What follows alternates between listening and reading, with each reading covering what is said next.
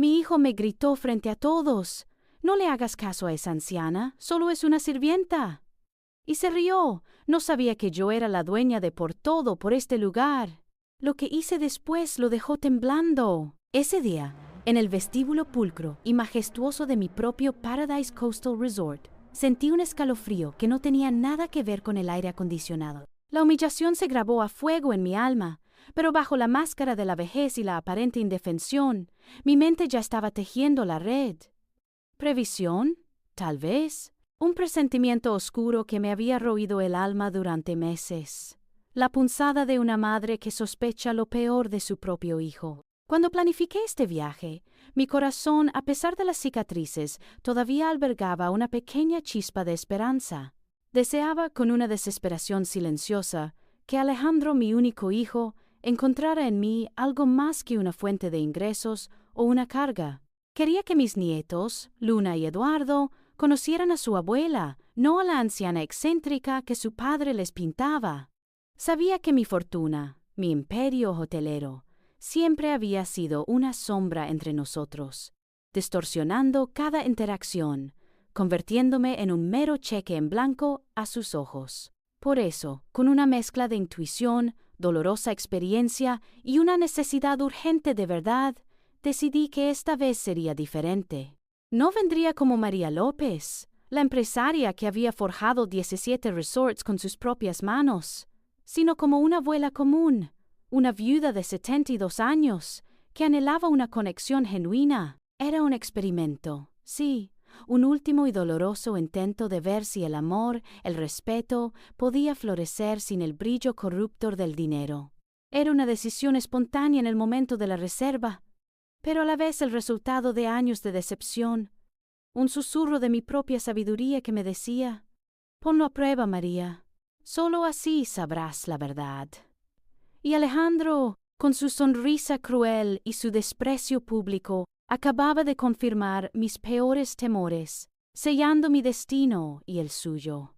El juego había comenzado, y él no tenía la menor idea de que era solo una pieza en el tablero de su propia madre. La decisión ya estaba tomada, y con ella una dolorosa determinación. Meses antes, cuando propuse este viaje a Paradise Coastal Resort, mi corazón de madre, tan a menudo magullado, aún latía con la esperanza de una última oportunidad. Quería que mis nietos, Luna y Eduardo, vieran a la abuela que soy, no la caricatura que Alejandro les pintaba, la anciana excéntrica o la pobre viuda que necesitaba ser cuidada. Anhelaba una conexión genuina, un reencuentro que fuera más allá de los deberes familiares o las expectativas financieras. Cuando anuncié la idea, la reacción de mis nietos fue un claro reflejo de la influencia de su padre. Luna, de 15 años, solo mostró entusiasmo por las fotos que podría subir a sus redes sociales desde un lugar tan exclusivo. «Abuela, ¿el Wi-Fi es bueno?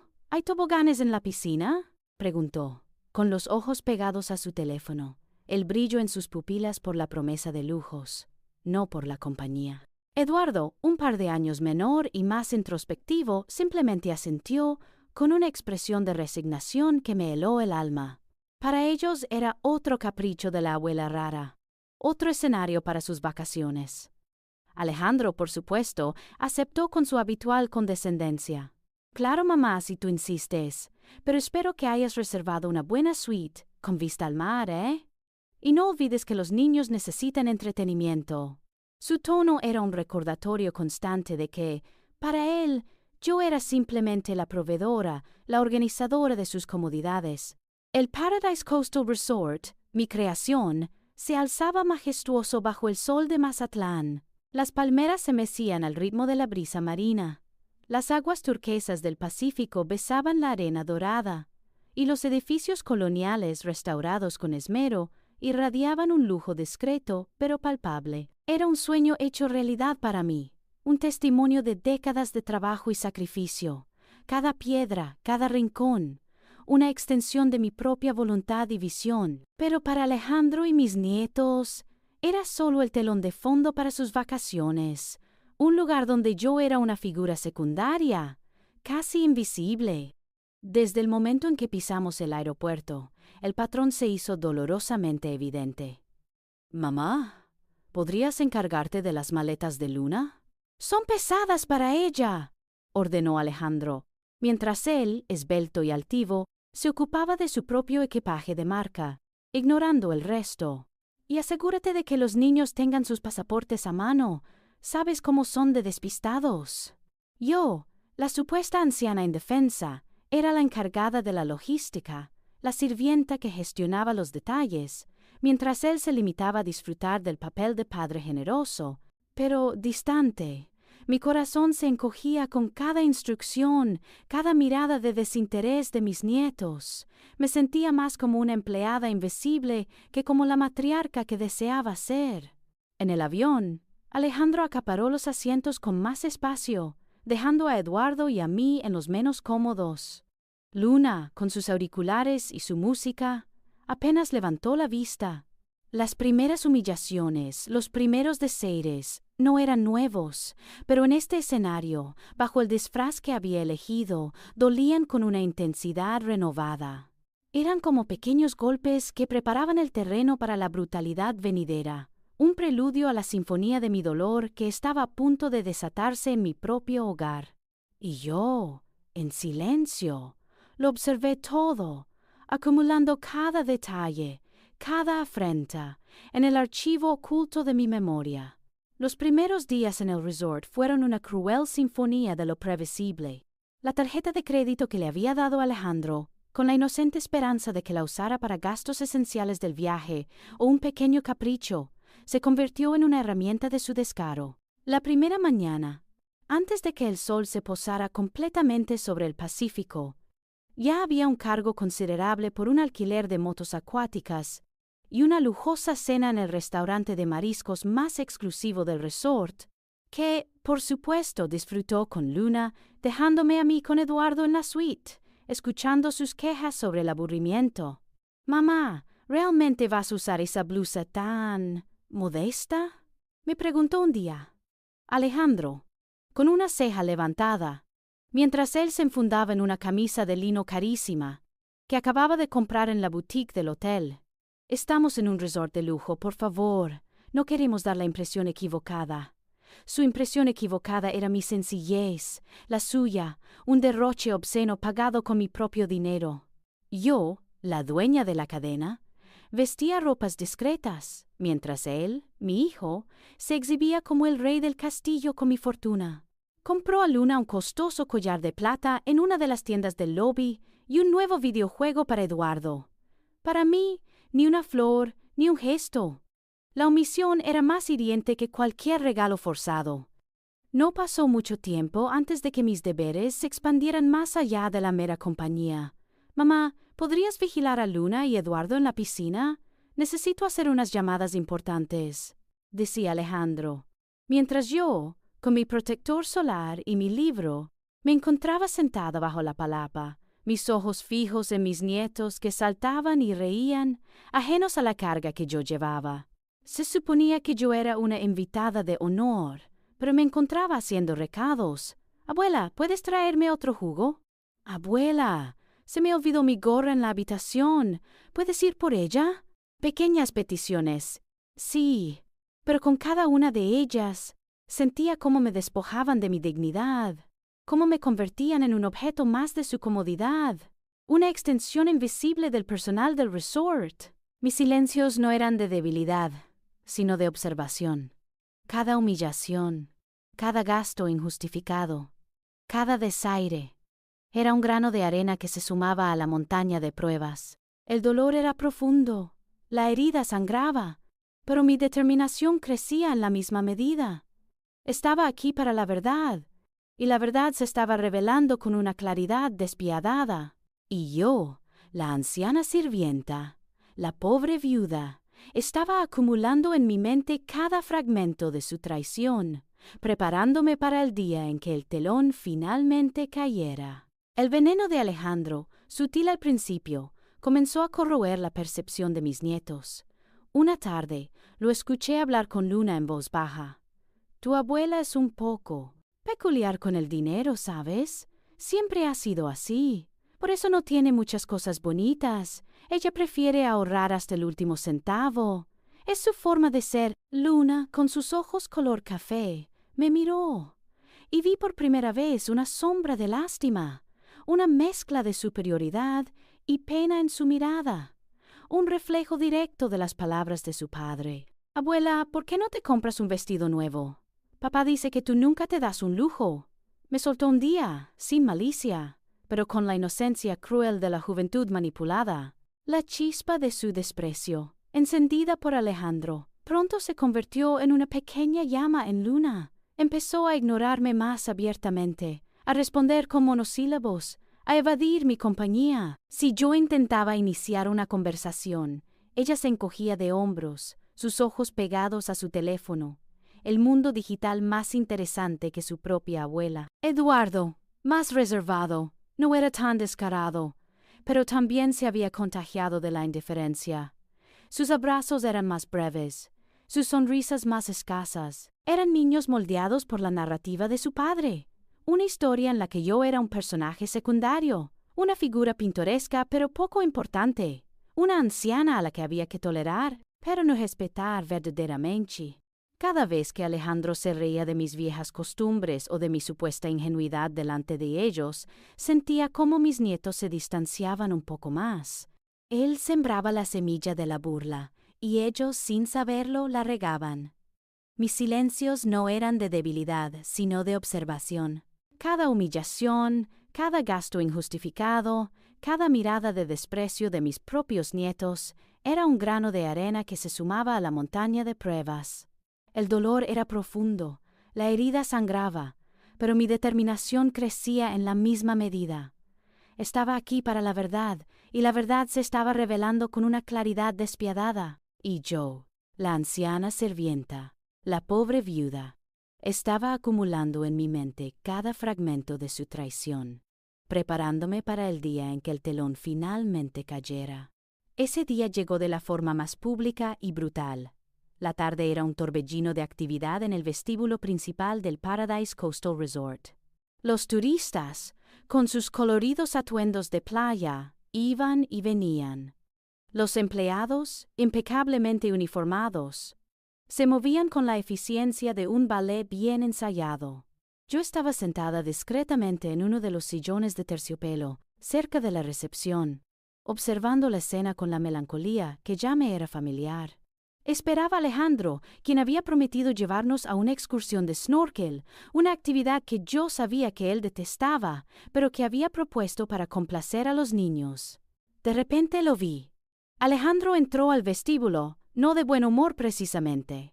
Su rostro estaba enrojecido y gesticulaba con rabia hacia el teléfono. Había perdido una llamada importante, o eso parecía, y su frustración se desbordaba.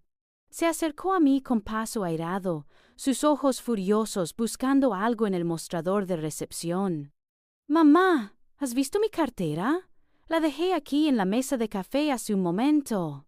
Espetó sin siquiera mirarme realmente, su voz ya elevada. Yo, intentando ser útil, y ajena a la tormenta que se avecinaba, señalé hacia un pequeño revistero junto a donde él había estado sentado minutos antes. «Creo que la pusiste ahí, hijo, junto a esa revista. La vi cuando te levantaste». Fue como si hubiera encendido una chispa en un barril de pólvora. Se giró hacia mí, sus ojos encendidos. No era la frustración por la cartera, era el resentimiento acumulado, la irritación de mi mera presencia que siempre había sentido, explotando en ese momento. «¡Cállate, vieja!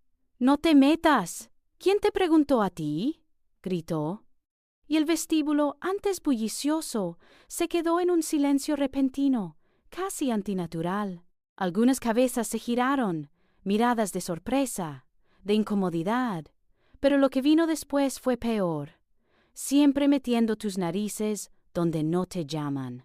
«No le hagan caso a esta anciana, solo es una sirvienta que me acompaña.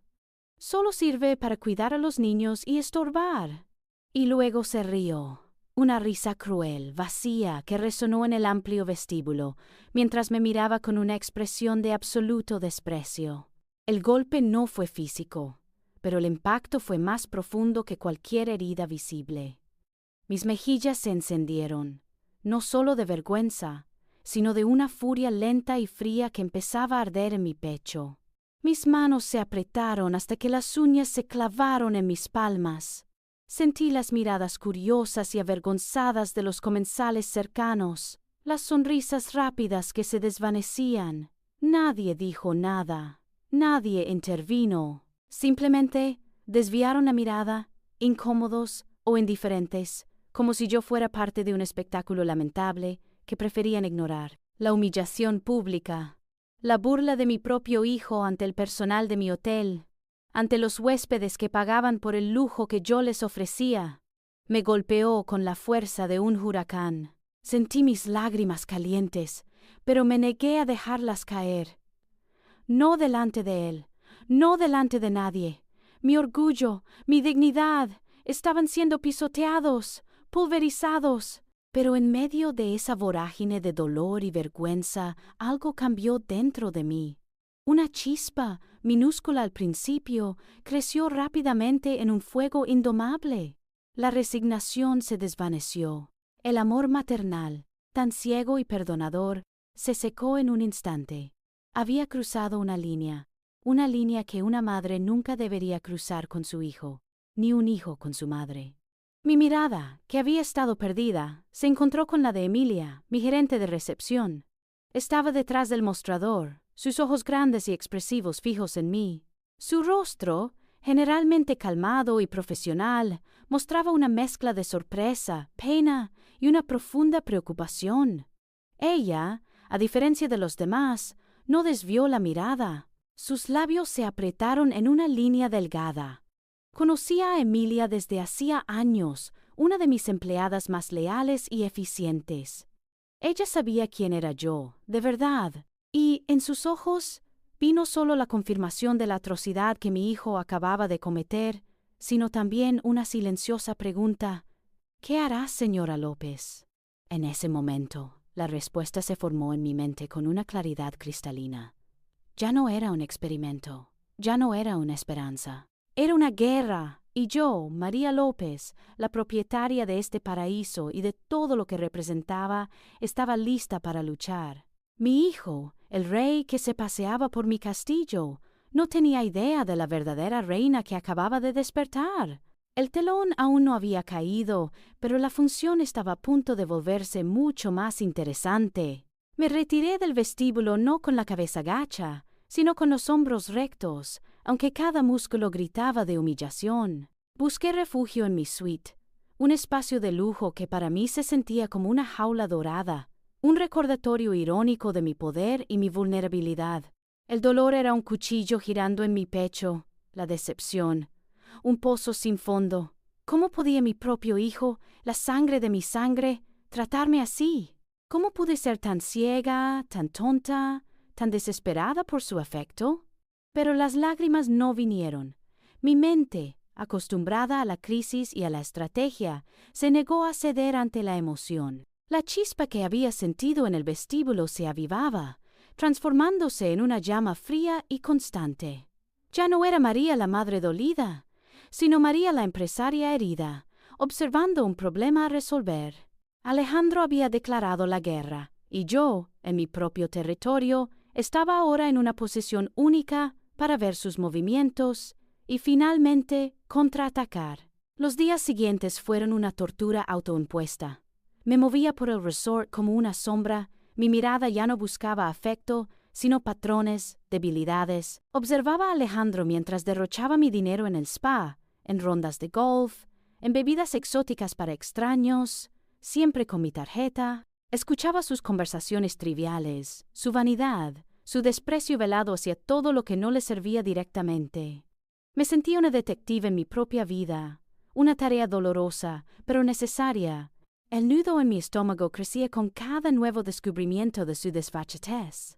Una tarde el sol ya declinaba, pintando el cielo de naranja y púrpura sobre el Pacífico. Caminaba por un pasillo menos transitado, cerca de las suites más exclusivas, rumbo a una de mis oficinas ocultas que el personal usaba para reuniones discretas.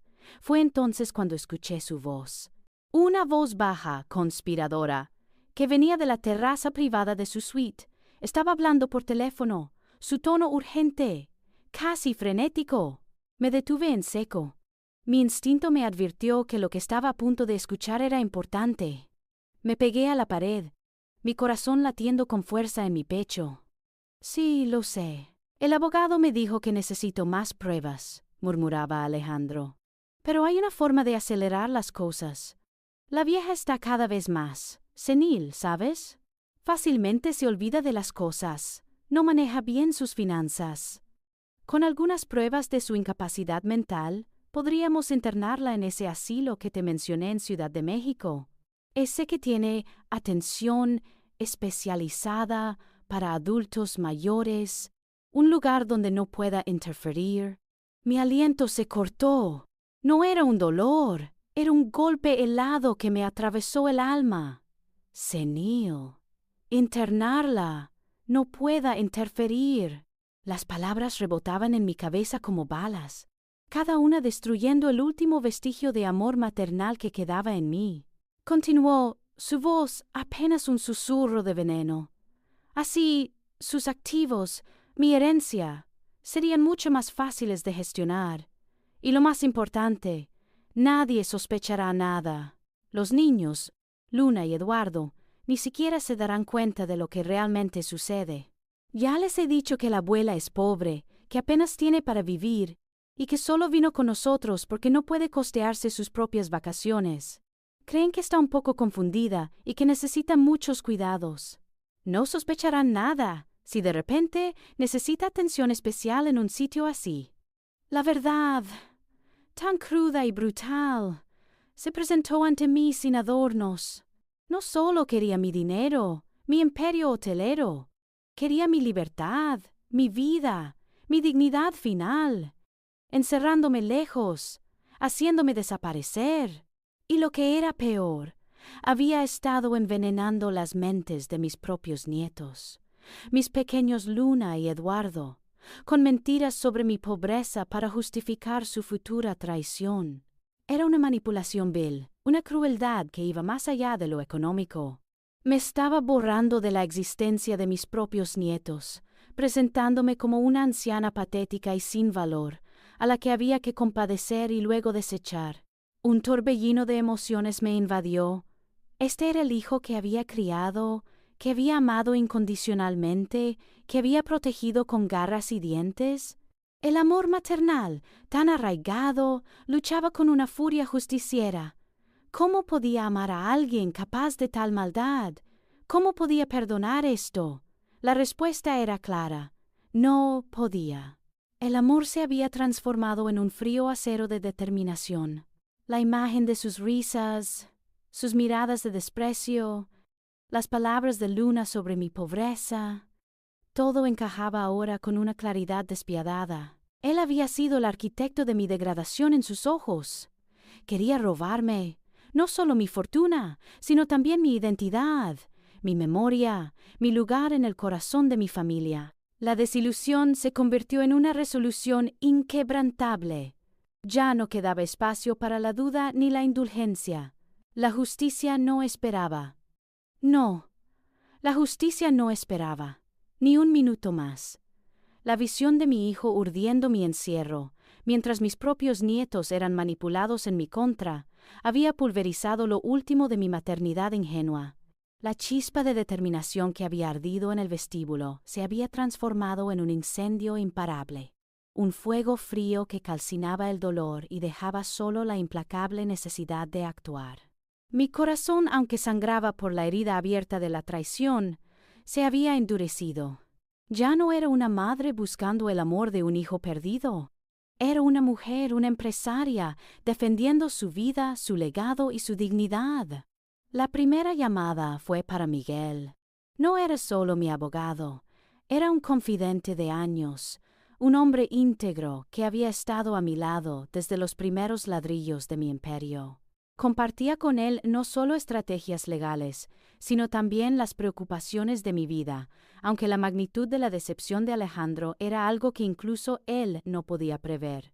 No usé el teléfono de la suite. Recurrí a un viejo móvil prepago que guardaba para emergencias, uno que Alejandro ni siquiera sabía que existía. Era una precaución, una de las muchas que mi mente, entrenada en el arte de la discreción empresarial, activó automáticamente. Miguel, necesito tu ayuda, comencé, mi voz inusualmente tensa. Le di un resumen conciso de lo que había presenciado y escuchado, sin adornos emocionales, solo los hechos fríos y duros. Hablamos en un código que habíamos perfeccionado a lo largo de décadas, sobre la inversión que necesitaba reestructuración y el activo problemático que requería una evaluación legal profunda. Él, siempre sereno, escuchó cada palabra con la gravedad que merecía. No hubo sorpresa en su voz, solo una confirmación de lo que probablemente ya sospechaba, quizás por los patrones de comportamiento de Alejandro que él había observado de lejos en otras ocasiones.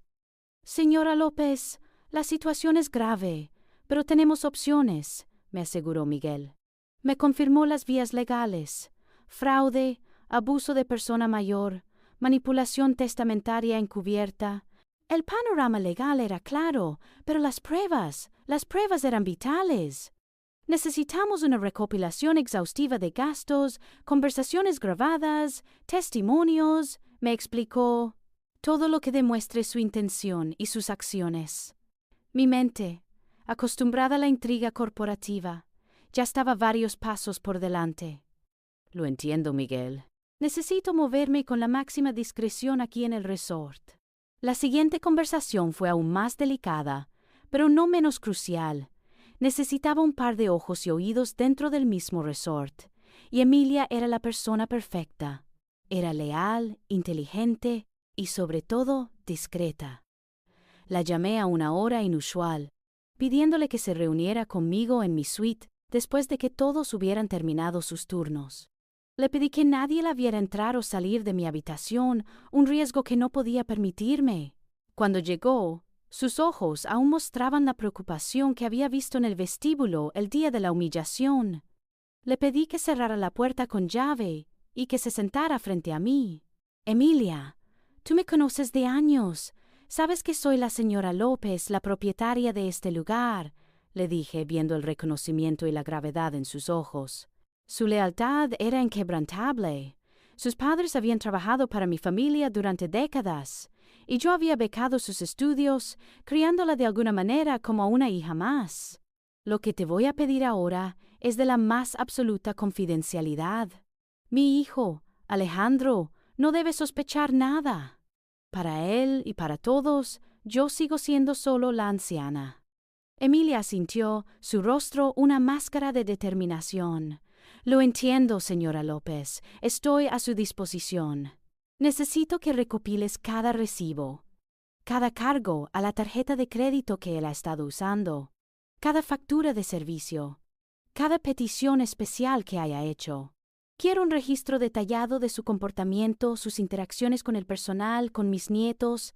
Si hay grabaciones de seguridad de alguna de sus humillaciones o comentarios inapropiados, quiero copias.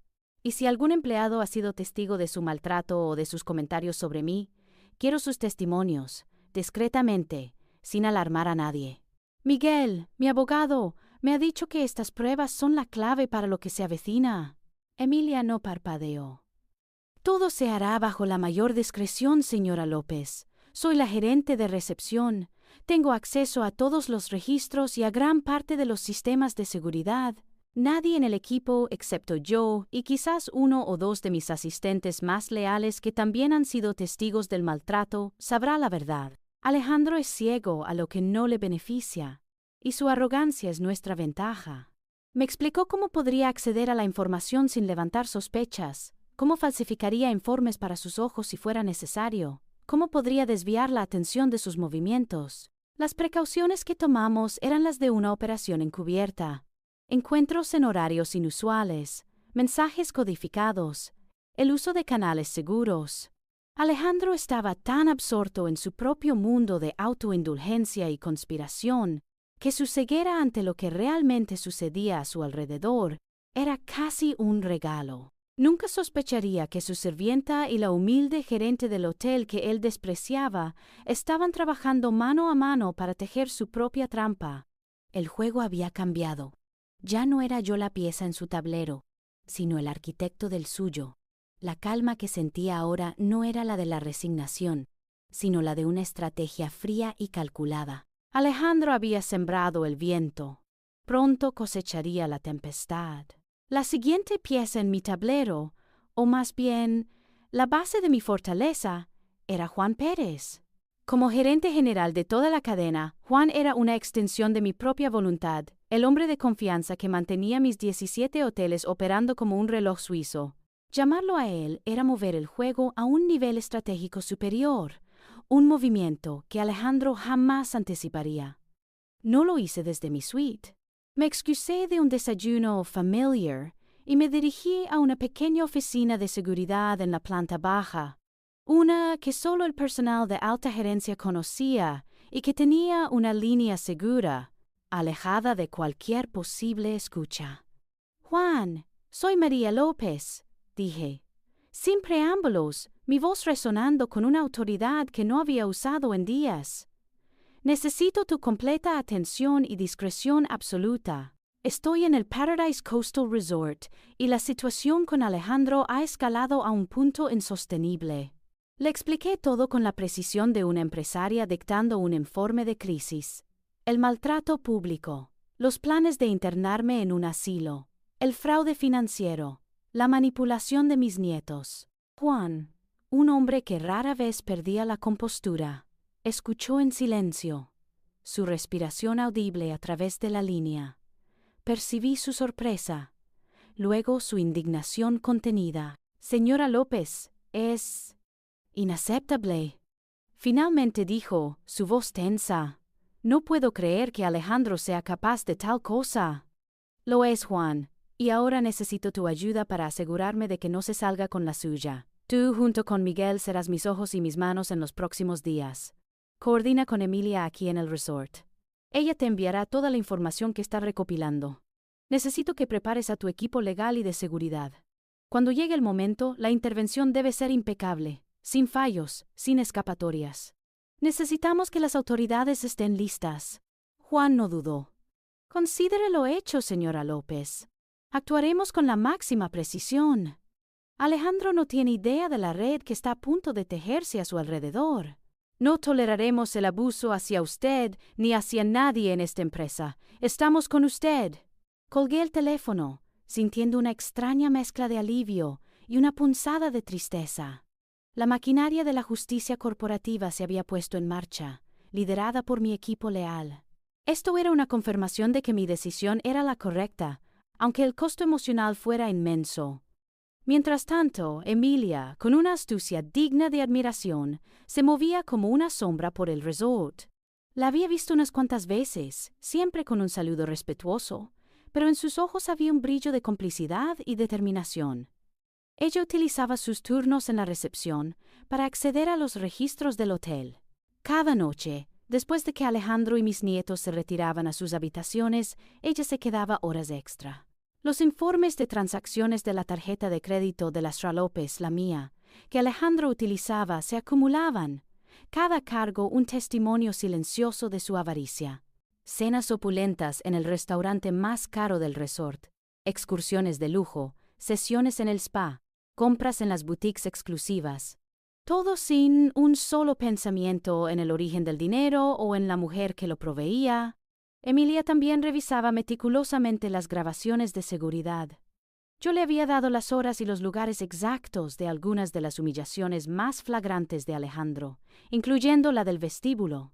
Ella encontró y respaldó esas grabaciones, asegurándose de que el archivo estuviera fuera del alcance de cualquier manipulación de Alejandro, y con una delicadeza sorprendente, comenzó a conversar con el personal del hotel. Ramón, el mesero que había presenciado la ostentación de Alejandro en el restaurante, la chica del spa que había escuchado sus comentarios despectivos sobre la vieja que pagaba por todo, el personal de limpieza que había notado los desórdenes que Alejandro y sus hijos dejaban en la suite, esperando que la anciana los recogiera. Cada testimonio se sumaba, construyendo un perfil irrefutable del abuso. La red se estaba cerrando, hilo por hilo, con la eficiencia silenciosa de los profesionales. Mis aliados secretos trabajaban incansablemente, impulsados por la lealtad y por la indignación. Yo, por mi parte, sentía la creciente ansiedad de la espera. Cada día que pasaba, Alejandro se sentía más seguro, más victorioso en su engaño. Su arrogancia crecía, sus demandas se hacían más audaces, ajeno por completo a la tormenta que se formaba en el horizonte. Pero mi resolución no flaqueaba. La imagen de mi hijo planeando mi encierro, de mis nietos creyendo las mentiras sobre mi pobreza, era un escudo contra cualquier duda. El dolor era un compañero constante, sí, una herida abierta en el alma de una madre. Pero ese dolor se había transformado en un motor, una fuerza imparable. No había marcha atrás. La justicia, la dignidad y la verdad debían prevalecer, no solo por mí, sino por el legado que había construido con mis propias manos, y por todos aquellos que habían confiado en mí. El juego estaba llegando a su fin, y yo estaba lista para mover la pieza final. La maquinaria estaba en marcha, y yo, en medio de aquel torbellino silencioso de preparativos, sentía una calma insólita. Una calma no de resignación, sino de previsión. La ansiedad de los primeros días se había disuelto, dejando en su lugar una fría anticipación, como la que precede a una tormenta que se sabe inevitable, pero de la cual uno ya ha asegurado su refugio. Alejandro, ajeno por completo a la red que se tejía a su alrededor, seguía disfrutando de su fantasía de opulencia a mis expensas. Fue en el almuerzo del penúltimo día, con el sol reflejándose en la piscina principal, cuando Alejandro, con una sonrisa de suficiencia que me helaba el alma, anunció: «Mamá, niños, he reservado la mesa para nuestra cena de despedida, en la Perla del Pacífico, el mejor restaurante del resort, por supuesto. Un pequeño homenaje a esta semana tan especial». Su tono era grandilocuente, casi teatral, como si nos estuviera haciendo un favor inmenso. La Perla del Pacífico, mi joya gastronómica, un restaurante exclusivo donde cada plato era una obra de arte y la vista al océano al atardecer era de una belleza sobrecogedora. Era el escenario perfecto para su última actuación de hijo pródigo. Mientras él hablaba de los vinos y los mariscos que planeaba degustar, mi mente vagaba. Veía su entusiasmo superficial, su orgullo vacío, y una punzada de ironía me apretaba el pecho. Él se sentía victorioso, sin saber que cada sorbo de vino, cada bocado exquisito en aquel lugar, era un bocado más de su propia condena. Creía que me estaba despidiendo para siempre de mi fortuna, de mi vida, sin saber que, en realidad, era él quien se estaba despidiendo de su libertad. La calma que sentía era la de la general antes de la batalla final, una serenidad nacida del conocimiento y de la determinación inquebrantable. Observaba sus gestos grandilocuentes, sus risas vacías, y no sentía rabia, sino una piedad fría por su ignorancia. Qué ciego era la verdad, qué convencido de su invulnerabilidad. Mis nietos reaccionaron de diferentes maneras. Luna, con su habitual ensimismamiento adolescente, se emocionó con la idea de la cena elegante. «Oh, papá, ¿podemos pedir langosta? Y necesito el vestido nuevo que compraste, ¿verdad?» Sus ojos brillaban, no por la compañía, sino por la promesa de un lujo más. Otra oportunidad para una foto perfecta en Instagram que validara su existencia. Ella ya no me miraba, su mundo reducido a la pantalla de su teléfono y a la validación externa. Eduardo, en cambio, estaba más callado. Lo observé mientras Alejandro detallaba los platillos. Su mirada se posó en mí por un momento, un destello de algo que no pude descifrar. ¿Inquietud? ¿Vergüenza? Era sutil, apenas un parpadeo, pero lo noté. Durante los días anteriores, había percibido pequeños signos en él. No había sido tan cruel como Luna con sus desplantes. Y a veces, cuando Alejandro hacía un comentario despectivo sobre mí, Eduardo fruncía el ceño, una sombra de incomodidad cruzando su rostro. Recordé la tarde en que Alejandro lo había regañado por una pregunta tonta sobre mis historias de juventud. Eduardo se había encogido de hombros, pero luego me había buscado con la mirada. Parecía que la narrativa de su padre sobre la abuela pobre y senil no había calado tan profundamente en él, o al menos no sin despertar una leve disonancia. «Abuela, ¿estás bien?», me preguntó en voz baja, cuando Alejandro se levantó para hacer otra llamada. No fue una pregunta inquisitiva, sino una preocupación genuina, casi temerosa. Me sobresaltó un poco su sinceridad. Asentí con una pequeña sonrisa, una máscara que había perfeccionado a lo largo de los años. Estoy perfectamente, cariño, solo un poco cansada del sol. No podía revelar nada aún, no a él. Pero, en ese breve intercambio, sentí una punzada de esperanza, una pequeña fisura en la muralla que Alejandro había construido entre nosotros. Había una posibilidad, por mínima que fuera, de que una parte de él aún pudiera ver a la María que yo era, no a la caricatura de su padre. La tarde se deslizó con una lentitud exasperante. Me preparé para la cena con una meticulosidad casi ritual. Elegí un vestido sencillo, elegante pero discreto. Un diseño que reflejaba mi verdadera esencia. Fuerza contenida. No ostentación. En el espejo vi a la mujer que había construido un imperio, una mujer que había sido pisoteada, pero que se negaba a ser vencida. Mi corazón latía con la anticipación de la confrontación, pero mi mente estaba clara. La calma de la tormenta se había instalado. Era hora de que los relámpagos comenzaran a caer. La perla del Pacífico estaba a la altura de su nombre. La atmósfera era de elegancia susurrada, el tintineo de copas y la suave música de piano flotando sobre el rumor de las olas. Las luces eran tenues, creando un ambiente íntimo, y las mesas, adornadas con arreglos florales exóticos, ofrecían vistas espectaculares del océano. Allí estábamos, sentados en una mesa privilegiada, Alejandro en su esplendor autoindulgente, Luna absorta en su teléfono, y Eduardo, inusualmente silencioso, observando el mar. Yo, la vieja cansada del sol, observaba la escena, una extraña calma anidada en mi pecho. Alejandro, con una copa de vino tinto ya en mano, disfrutaba de su papel de anfitrión. Había pedido los platillos más caros, haciendo alarde de su supuesto buen gusto. Se reía, hablaba en voz alta, acaparando la atención. El personal, impecablemente entrenado, se movía con una discreción reverente, y yo noté una mirada furtiva de Emilia, que estaba en una esquina, cerca de la entrada de la cocina, disimulando su presencia mientras supervisaba. Nuestros ojos se encontraron por un instante, un asentimiento casi imperceptible de su parte que confirmó. Todo estaba listo. Cuando el postre llegó, una sinfonía de sabores y texturas que Alejandro devoraba con gusto, se inclinó hacia mí con una sonrisa condescendiente. «Mamá, sabes, esta noche es especial. Quiero hacer un brindis», dijo, levantando su copa. Mis nietos levantaron la vista de sus platos, curiosos. Los comensales cercanos también prestaron atención, atraídos por su voz fuerte. «Quiero brindar», continuó Alejandro, su voz retumbando un poco en el ambiente refinado. «Por mi querida madre, María, una mujer de edad avanzada que, a pesar de sus limitaciones, todavía nos acompaña en estos viajes. Es una gran ayuda con los niños, ¿verdad, Luna?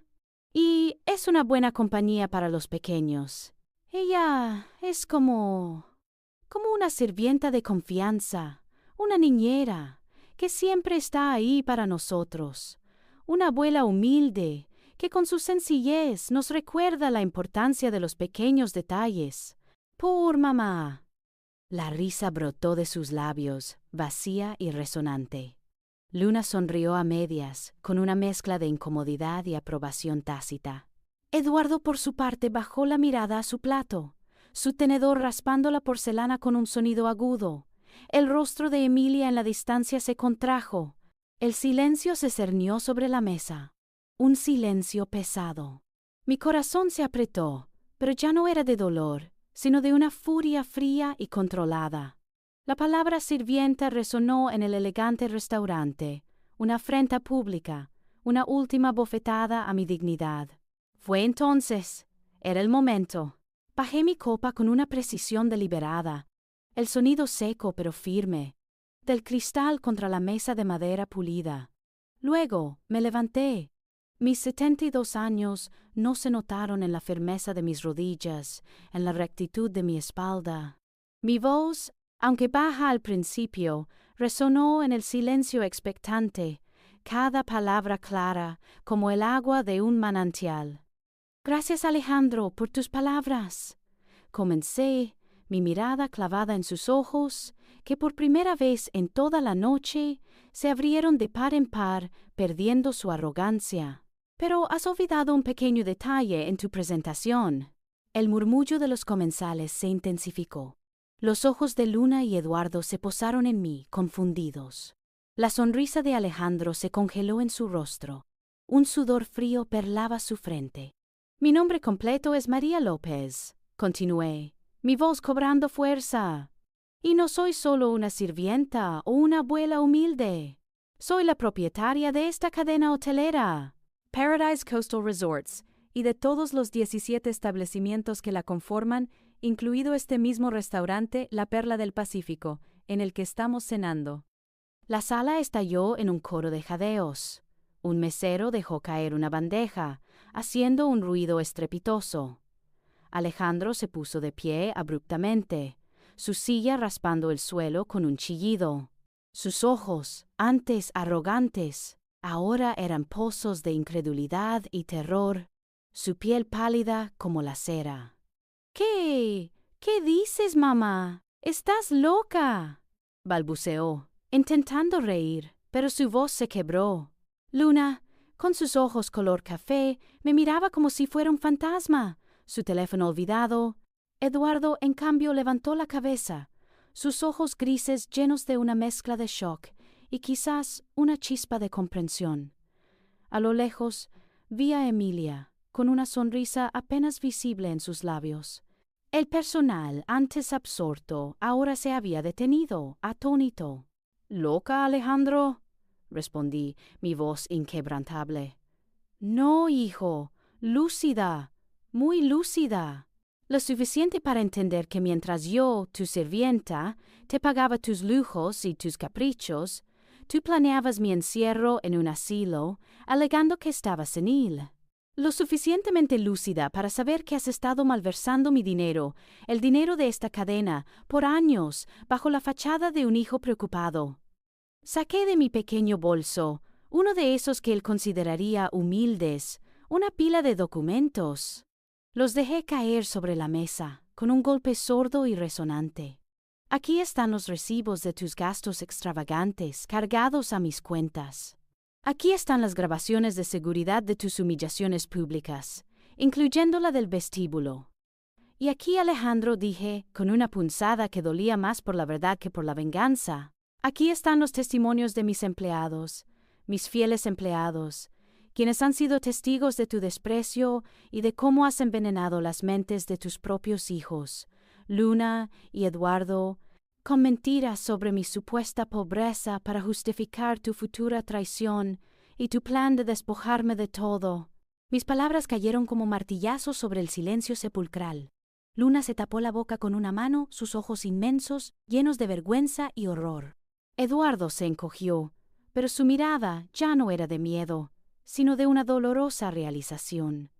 Alejandro, mudo, se tambaleaba, su rostro lívido. Los otros comensales murmuraban, algunos con indignación, otros con asombro. Has cometido fraude financiero, Alejandro. Has cometido abuso a un adulto mayor. Y lo más grave, has traicionado la confianza y el amor de tu madre, y has corrompido a tus hijos con tus mentiras. Este lugar que tanto desprecias es mi vida, mi legado, y ahora será el escenario de tu caída. Sentí una lágrima solitaria rodar por mi mejilla, no de debilidad, sino de la dolorosa liberación de una verdad tan largamente contenida. El telón había caído, y la función, para Alejandro, apenas comenzaba.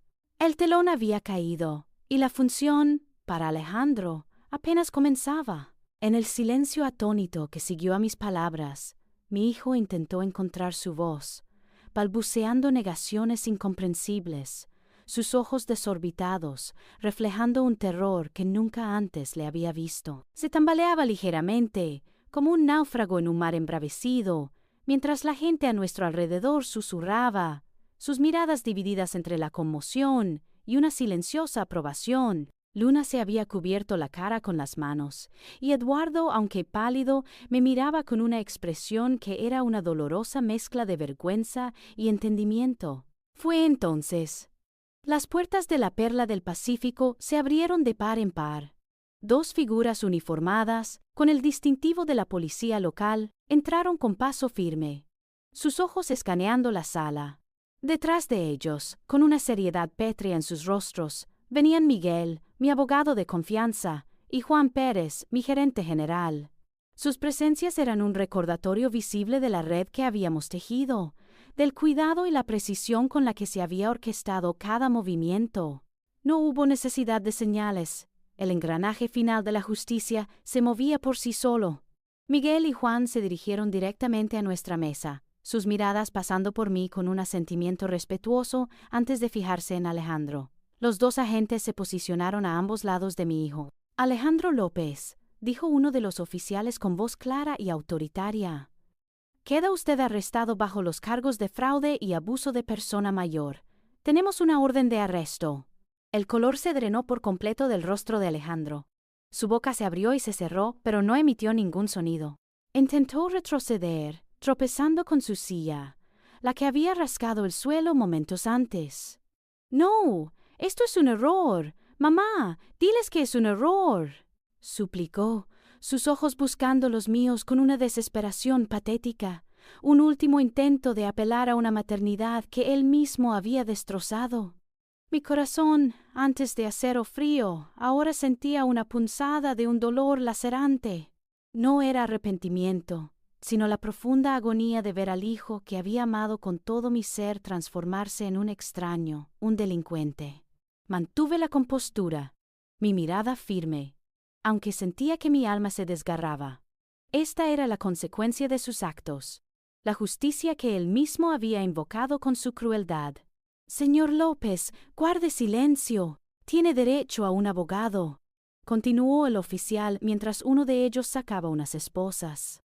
Alejandro se resistió, un grito ahogado brotando de su garganta. «No pueden hacerme esto. Soy inocente. Es mi madre. Ella está senil. Se ha vuelto loca». Sus últimas palabras se ahogaron en su propia desesperación, mientras los oficiales lo inmovilizaban con una profesionalidad fría. El sonido metálico de las esposas al cerrarse fue como un eco de mi propia liberación y su encarcelamiento. La humillación de Alejandro fue pública y absoluta. Luchó brevemente, su orgullo herido, sus ojos furiosos ahora también se posaban en Juan Pérez y Miguel, con un odio visceral. Pero era inútil. Era una escena patética. La multitud en el restaurante observaba en un silencio conmocionado, algunos con lástima, otros con una satisfacción apenas disimulada. Podía escuchar sus murmullos. «Lo tenía merecido, pobre señora, así es como se paga la ingratitud». Mientras los oficiales lo guiaban hacia la salida, su figura altiva se encogió, sus hombros caídos. Pasó junto a Luna y Eduardo sin siquiera mirarlos. Luna, con los ojos llorosos, se había levantado a medias, como si quisiera correr hacia él, pero se detuvo, paralizada por la vergüenza. Eduardo permaneció sentado, sus pequeños hombros tensos, observando la salida de su padre con una expresión indescifrable. Yo, María, permanecí de pie, inmóvil. Sentía las miradas del personal, de los comensales, pero no importaban. Mi vista estaba fija en el punto por donde mi hijo había desaparecido. El vacío que dejó no era de alivio, sino de una desolación profunda. La justicia había sido servida, sí, pero el precio había sido el último vestigio de mi familia de sangre. Mi corazón estaba roto, pero mi espíritu, mi dignidad, mi legado estaban intactos. La decisión había sido dolorosa, pero inquebrantable. Ya no era la sirvienta, ni la anciana senil. Era la matriarca, la dueña, la que había defendido lo suyo. Y ahora, el camino por delante, aunque incierto, sería uno de mi propia elección. El eco de los aplausos y los murmullos de asombro aún resonaba en el aire mientras Alejandro era escoltado fuera de la Perla del Pacífico. Mi postura se mantuvo firme, mi rostro impasible, un muro contra la tormenta interna. La justicia, aunque servida, tenía un sabor amargo, teñido por el dolor de haber entregado a mi propio hijo a su destino legal. Los días y semanas siguientes se desdibujaron en un torbellino de procedimientos legales. Miguel, con su eficiencia impecable, orquestó cada paso. Las pruebas recopiladas por Emilia Recibos, grabaciones, los testimonios silenciosos del personal eran irrefutables. Las acusaciones de fraude y abuso a persona mayor eran contundentes, sin margen para la duda. Alejandro fue procesado con rapidez, sus cuentas congeladas, sus propiedades embargadas. De la noche a la mañana, el hombre que había exhibido su opulencia se vio despojado de todo, su vida de lujos reducida a escombros. En un patético intento final, buscó la simpatía de los medios, alegando que yo había enloquecido, que estaba senil, que todo era una venganza infundada. Pero la seriedad de Miguel y Juan Pérez, sumada a la abrumadora evidencia, ahogó sus palabras antes de que pudieran prender. Su ruina no fue solo económica, sino también social. Los pocos amigos que le quedaban se esfumaron, y sus contactos de negocios se desvincularon, temerosos de la mancha. Se convirtió en un paria, un símbolo de avaricia e ingratitud, un hombre que lo perdió todo por la oscuridad de su propio corazón. Regresé a mi hogar en Ciudad de México, a la inmensidad silenciosa de mi casa, donde la adrenalina de la confrontación se disipó, dejando un vacío helado. Las noches se poblaron de insomnio, no por remordimiento, sino por el peso ineludible de la decisión tomada. Sabía, en lo más profundo de mi ser, que había actuado correctamente, había defendido mi dignidad, mi legado, y había evitado un destino cruel. Sin embargo, la victoria no trajo consigo la paz inmediata que anhelaba. En su lugar, una tristeza compleja y profunda se instaló en mi alma. Era el duelo por el hijo que había perdido mucho antes de su arresto, devorado por la ambición y el desprecio. Lloré por el niño que una vez acuné, por las esperanzas depositadas y por un futuro que jamás tendríamos. La maternidad es un lazo que, incluso roto, deja cicatrices imborrables. No buscaba venganza, sino justicia, y con ella un camino hacia la paz que trascendiera el dolor. El imperio hotelero prosperaba bajo la dirección capaz de Juan Pérez y un equipo leal, pero mi propio propósito personal se sentía incierto, difuso. ¿Qué hacer ahora con esta nueva libertad, con esta dolorosa verdad? Necesitaba canalizar mi experiencia, mi profundo dolor, en algo significativo, algo que trascendiera mi propia tragedia. La idea de simplemente retomar mi vida como antes era impensable. Mi existencia había sido irrevocablemente alterada. Buscaba una forma de honrar mi lucha y, quizás, de tender una mano a otros, para que no tuvieran que enfrentar un destino similar. La historia de lo sucedido en el Paradise Coastal Resort no tardó en filtrarse a los medios. La matriarca millonaria expone la traición de su hijo, abuso a adultos mayores en la alta sociedad. Un caso impactante, proclamaban los titulares. La sociedad, como es natural, se polarizó, pero la opinión pública mayoritariamente se volcó a mi favor. Mensajes de apoyo llegaron de todas partes, de mujeres mayores que se sentían identificadas, de empresarios que aplaudían mi fortaleza, incluso de extraños indignados por la crueldad de Alejandro. Me elogiaban por mi coraje, por haber puesto límites, por haberme defendido. El nombre de Alejandro, antes asociado a un cierto estatus, ahora estaba manchado por el oprobio.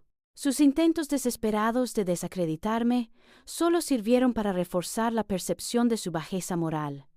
La verdad, aunque dolorosa, se había abierto paso con una fuerza imparable. Mientras el mundo exterior analizaba y juzgaba, yo me refugiaba en mi interior. Miraba las olas de Mazatlán desde la distancia, la imagen del lugar donde todo había culminado. El mar, siempre el mismo, era un recordatorio de la inmensidad de la vida y de las pequeñas tragedias humanas. Comprendí que la verdadera sanación no vendría solo de la condena de Alejandro, sino de la reconstrucción de mi propio espíritu. Necesitaba encontrar un nuevo camino, un propósito que llenara el vacío dejado por la pérdida de la esperanza en mi hijo. Había ganado la batalla legal, pero la guerra del corazón aún estaba por librarse. Y en esa lucha silenciosa, en la búsqueda de este nuevo horizonte, sentía que, de alguna manera, no estaba sola. El apoyo de Miguel, Emilia y Juan Pérez era un bálsamo, y la posibilidad de forjar una nueva familia, de propósito y lealtad, empezaba a asomarse como un débil, pero prometedor, amanecer. La paz no llegó como una ráfaga, sino como el lento amanecer después de una larga noche. Mi dolor, mi rabia, mi desilusión, todas esas emociones que Alejandro había infligido, se negaban a quedarse inertes. No quería que me consumieran, ni que se convirtieran en el legado de mi vejez. Decidí que, si mi hijo había intentado usar mi vulnerabilidad como arma, yo convertiría esa experiencia en un escudo para otros. Era una decisión nacida no de la venganza, sino de una profunda necesidad de justicia y de transformar mi tragedia personal en un propósito colectivo. Así fue como nació la Fundación López. No fue un acto impulsivo, sino el resultado de meses de reflexión, de conversaciones con Miguel y Juan y de una creciente conciencia de la magnitud del abuso hacia los adultos mayores en nuestra sociedad. Mi historia, aunque dolorosa, había resonado con muchas personas. Me llegaban cartas, correos electrónicos, testimonios de hombres y mujeres que habían sufrido situaciones similares, algunos en silencio durante años, otros sin saber a dónde recurrir. Sentí una responsabilidad ineludible. La Fundación López se convirtió en mi nuevo motor. La establecimos como una organización sin fines de lucro, dedicada a combatir el abuso financiero, emocional y físico contra los adultos mayores. Queríamos ofrecer apoyo legal gratuito a aquellos que, como yo, habían sido víctimas de sus propios hijos o cuidadores. Pero no solo eso, también brindaríamos apoyo emocional, grupos de ayuda y una red de profesionales para acompañar a las víctimas en su proceso de recuperación, para que supieran que no estaban solos. Los primeros casos fueron desgarradores. Recuerdo a la señora Elena, una viuda que había cedido el control de sus finanzas a su yerno, solo para descubrir que él había vaciado sus cuentas y la había dejado sin un centavo. O al señor Ramiro, cuyo hijo lo había amenazado con internarlo en un hospital psiquiátrico si no le entregaba el título de su casa. En cada historia, vi reflejos de mi propia experiencia: la manipulación, el desprecio, la crueldad de aquellos en quienes más confiaban. Pero a través de la Fundación López pudimos intervenir. Miguel y su equipo legal ofrecieron su experiencia, luchando incansablemente por la justicia. Coordinamos con trabajadoras sociales y psicólogos para brindar el apoyo emocional que estas víctimas desesperadamente necesitaban. El impacto fue inmediato y profundamente gratificante. Ver a la señora Elena recuperar parte de su dinero y la dignidad que le habían arrebatado, o al señor Ramiro, ahora seguro en su propia casa, me infundía una paz que ninguna condena a Alejandro hubiera podido darme. La fundación se convirtió en un faro de esperanza. Mi personal en la cadena hotelera, muchos de los cuales habían sido testigos de mi propia humillación, se ofrecieron como voluntarios. Emilia organizó eventos de recaudación de fondos y concienciación. Juan Pérez me ayudó a establecer una estructura administrativa sólida. De alguna manera, mi propia red de lealtad se expandió para abrazar esta nueva misión. Convertir mi dolor en servicio no eliminó la cicatriz, pero le dio un nuevo significado. Ya no era solo la víctima de un hijo cruel, sino una defensora, una voz para aquellos que habían sido silenciados. Mi vida, que por un momento se sintió vacía, ahora rebosaba de propósito. Era un legado diferente al de mis hoteles, un legado de compasión y justicia, forjado en el crisol de la traición, pero dedicado a la promesa de un futuro donde ningún adulto mayor tuviera que sufrir en silencio la crueldad de quienes debían amarlos. La Fundación López se convirtió en la verdadera herencia que quería dejar al mundo, una demostración de que incluso las heridas más profundas pueden sanar y florecer en algo bello y poderoso. Mientras la Fundación López se arraigaba y florecía, brindando esperanza a tantos, el universo que Alejandro había destruido lentamente comenzaba a reordenarse, aunque de formas inesperadas. Mi propio dolor, si bien persistente, ya no era una herida abierta, sino una cicatriz que me recordaba la batalla ganada. Y, en medio de esa nueva normalidad, una luz tenue pero significativa empezó a emerger de la oscuridad que mi hijo había dejado. Eduardo. Pasaron unos meses desde el incidente en Mazatlán. Alejandro estaba sumido en su proceso legal, y la prensa ya había pasado a otras noticias sensacionalistas, dejando la nuestra en el recuerdo colectivo. Yo estaba en mi oficina de la fundación, revisando expedientes de nuevos casos, cuando sonó mi teléfono. Era un número desconocido. Dudé en contestar, pero algo me impulsó a hacerlo. ¿Abuela María? La voz era suave, vacilante, apenas un susurro. Reconocí a Eduardo de inmediato. Mi corazón dio un vuelco. Eduardo, cariño, ¿eres tú? Mi voz tembló ligeramente. No lo había visto desde aquella noche en la Perla del Pacífico, ni a él ni a Luna. Habían regresado a la casa de un familiar en la capital, y aunque había intentado contactarlos a través de Miguel para ofrecerles ayuda, siempre se había interpuesto un muro de silencio. Sí, abuela, soy yo, dijo. Hubo una pausa, cargada de emociones no expresadas. Quería hablar contigo. Sí, si no es mucha molestia. No era molestia alguna. Era lo que había anhelado en silencio.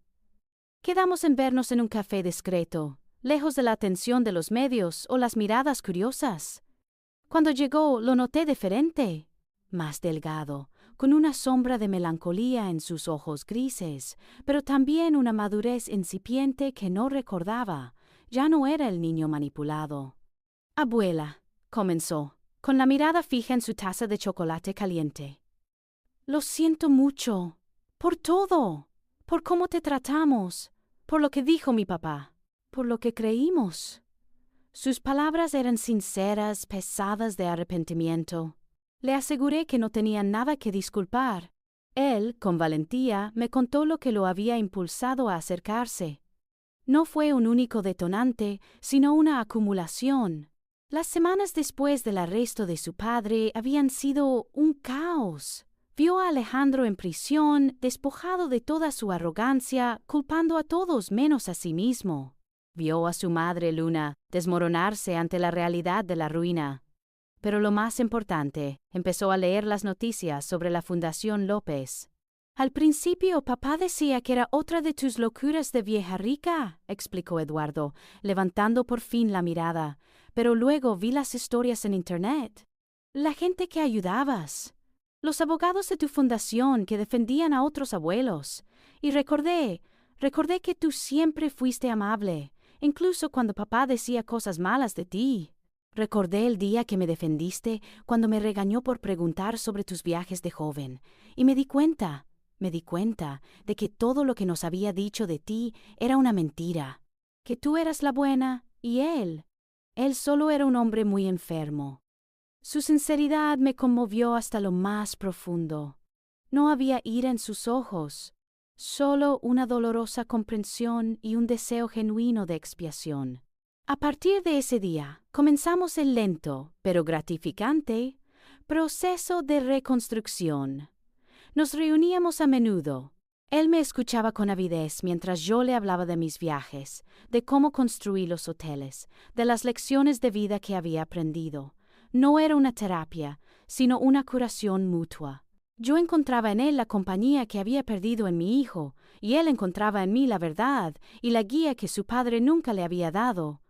Su respeto era palpable, su interés, genuino. Con el tiempo, Eduardo comenzó a pasar fines de semana conmigo, ayudando en la fundación, conociendo a las personas que estábamos apoyando. Quería entender, quería aprender. Era un consuelo inmenso, una prueba de que incluso después de la tormenta más devastadora, siempre puede haber un atisbo de un nuevo amanecer. Luna, por su parte, se mantuvo más distante. Su vergüenza era más profunda, su resentimiento quizás más arraigado. Después de las primeras semanas, se había mudado con su madre a casa de otros parientes. Me enviaba mensajes de texto ocasionales, fríos y formales, agradeciendo mi apoyo financiero para su educación, que yo seguía proporcionando a través de un fondo fiduciario. A veces, Eduardo mencionaba que ella aún estaba enfadada o confundida. Le dije a Eduardo que la esperaría, que el perdón y la comprensión no se podían forzar, que su viaje era suyo, a su propio ritmo. Entendía que la manipulación de Alejandro había calado más hondo en ella, y que necesitaría más tiempo para desaprender las mentiras y ver la verdad. Una madre siempre espera, y una abuela también. La relación con Eduardo se convirtió en un bálsamo para mi alma. Era un recordatorio de que los lazos de sangre podían romperse, pero los lazos de amor, respeto y honestidad podían forjarse de nuevo, con la fuerza de la verdad. Había encontrado una luz en la oscuridad, una parte de mi familia que no solo merecía mi amor, sino que también lo correspondía con una pureza que me llenaba de esperanza. La relación con Eduardo se convirtió en un bálsamo para mi alma. Era un recordatorio de que los lazos de sangre podían romperse, pero los lazos de amor, respeto y honestidad podían forjarse de nuevo, con la fuerza de la verdad. Había encontrado una luz en la oscuridad, una parte de mi familia que no solo merecía mi amor, sino que también lo correspondía con una pureza que me llenaba de esperanza. Pero Eduardo no era la única luz en mi nueva constelación. Él era el centro, sí, pero a su alrededor brillaban otras estrellas que, sin ser de mi sangre, se habían convertido en el verdadero sostén de mi espíritu. Miguel, mi abogado, un hombre de inquebrantable lealtad y sabiduría, se había convertido en mucho más que un asesor legal. Era un confidente, un hermano en espíritu. Compartíamos largas conversaciones sobre el futuro de la Fundación López, sobre estrategias para proteger a los más vulnerables, pero también sobre la vida misma, sobre la naturaleza del bien y el mal. En su mirada serena, encontraba la confirmación de que mis decisiones, aunque dolorosas, habían sido las correctas. Su presencia en mi vida era un ancla, un recordatorio de que la integridad siempre prevalece. Emilia, mi gerente de recepción, y ahora también el corazón operativo de la fundación, era el ejemplo vivo de la lealtad que no se compra con dinero, sino que se gana con respeto y confianza. Ella venía a mi casa no solo para reuniones de trabajo, sino para compartir una taza de café, para reírnos de los pequeños absurdos de la vida, para hablar de sus hijos. Sus ojos, antes llenos de preocupación por mí, ahora brillaban con una determinación compartida. Sabía que, sin su astucia y valentía en los días más oscuros, la justicia no se habría servido de la misma manera. Emilia se había transformado en la hija que siempre deseé, no por el lazo de sangre, sino por el lazo de un amor incondicional y un respeto mutuo. Y Juan Pérez, mi gerente general, el líder silencioso que mantenía mi imperio hotelero en su rumbo, también se había consolidado como parte de mi familia elegida. Su profesionalismo era incuestionable, pero su apoyo iba más allá de lo meramente laboral. Me llamaba para ver cómo estaba, para compartir éxitos del resort, pero también para ofrecerme un hombro cuando el peso de la soledad se hacía insoportable. Su respeto por mi legado y su firmeza al defender los valores de nuestra empresa eran un testimonio de que había sembrado bien mis semillas. Con esta familia elegida a mi lado, mi vida adquirió un nuevo sentido, un propósito mucho más profundo que la acumulación de riqueza. La Fundación López era mi corazón palpitante, el canal a través del cual mi dolor se transformaba en esperanza para otros. Cada caso ganado, cada adulto mayor ayudado, era un ladrillo más en la reconstrucción de mi propia fe en la humanidad. Demostré que la dignidad, una vez pisoteada, podía alzarse con una fuerza inquebrantable, que el amor verdadero no estaba atado a los lazos de sangre sin afecto, sino que florecía en la tierra fértil del respeto, la honestidad y la compasión. Miraba hacia atrás, hacia la mujer que, en el vestíbulo de mi propio hotel, había sido llamada sirvienta por su propio hijo. Esa María ya no existía. La había quemado en el fuego de la humillación para renacer de sus cenizas, más fuerte, más sabia, con una voz que ahora resonaba no solo para defenderse a sí misma, sino para defender a los demás. Comprendí que la fortaleza interior no es la ausencia de dolor, sino la capacidad de transformarlo, de usarlo como combustible para el cambio. Defenderse a uno mismo no es un acto de egoísmo, sino un acto de amor propio, un testimonio de la valía que uno se otorga.